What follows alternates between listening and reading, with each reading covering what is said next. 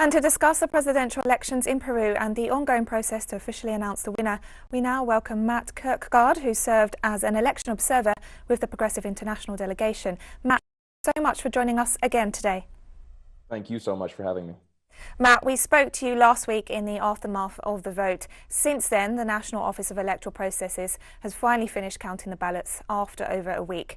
According to that count, Pedro Castillo won with a lead of some 44,000 votes over Keiko Fujimori. However, he still hasn't been declared the president-elect. Why not? Well, I think, as you mentioned, the electoral authorities are still waiting to judge every single one of these challenges that have come in for different actas, different signatures, different accusations of fraud, even if it's mathematically impossible for Keiko Fujimori to claim victory in this way. So I think that it's clear now that the vast majority of these challenges have already been resolved, namely because Fujimori submitted the vast majority out of date, much too late and past the deadline. But the ones that were actually deemed to be within the deadline were simply viewed to be baseless. These were signatures that were not forged. These were, there was no fraud basically in every one of the cases that they examined. And it now seems that Fujimori is preparing essentially a twofold strategy. One is to delay to the maximum extent possible this electoral process to potentially provoke a constitutional crisis.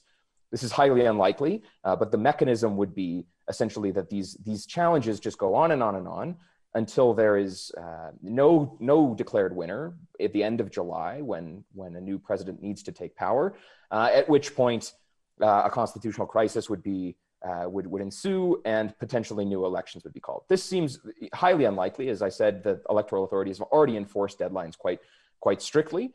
But what's much more likely is just to exact the maximum amount of friction and to instill the maximum amount of doubt possible to hinder the Pedro Castillo government should it take power next month.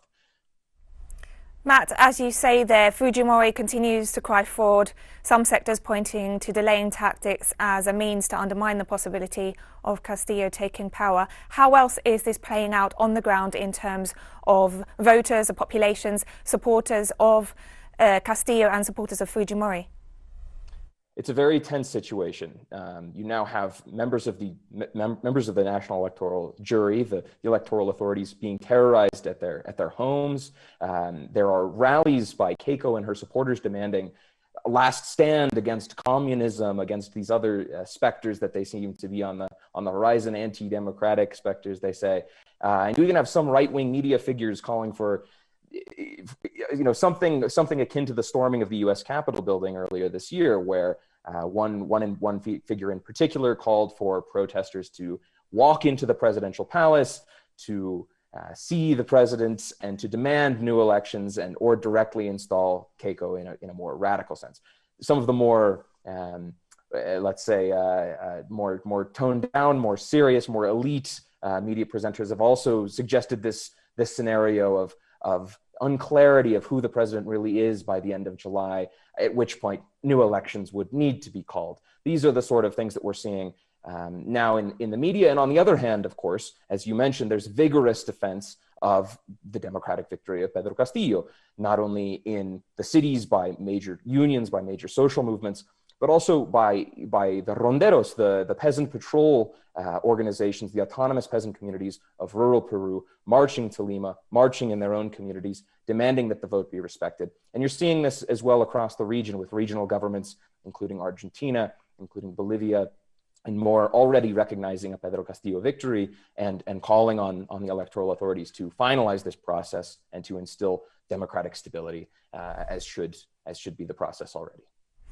Matt, even if Castillo is declared the president, he has a major battle ahead. His party doesn't enjoy a majority in the Congress, and powerful sectors both at home and abroad are opposed to his calls to transform the country. Can we really expect him to be able to fulfill his campaign pledges?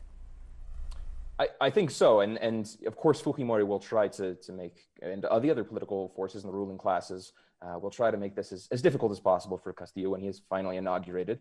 But I think there's three important tasks immediately moving forward that he can achieve. The first is to, of course, deal with the COVID emergency. And this will mean leveraging diplomatic relations to receive vaccine technology, actual vaccines themselves, And this could be seen in a variety of different approaches, but what seems to have worked in Latin America so far is a grape shot approach to secure Russian, Chinese, Indian, European, vaccines from the United States, all of these countries coming together to sort of vaccinate the entire population.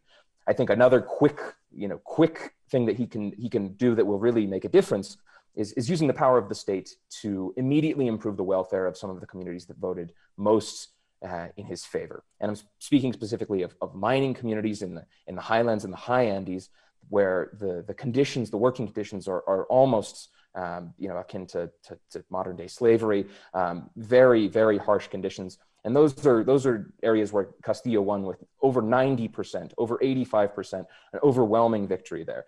So I think there are clear reforms and clear instances where the power of the state can step in regulatory fashion to actually improve the lives of these communities. And lastly, I think is laying the groundwork for a new constitution, to leave the Alberto Fujimori era constitution in the past.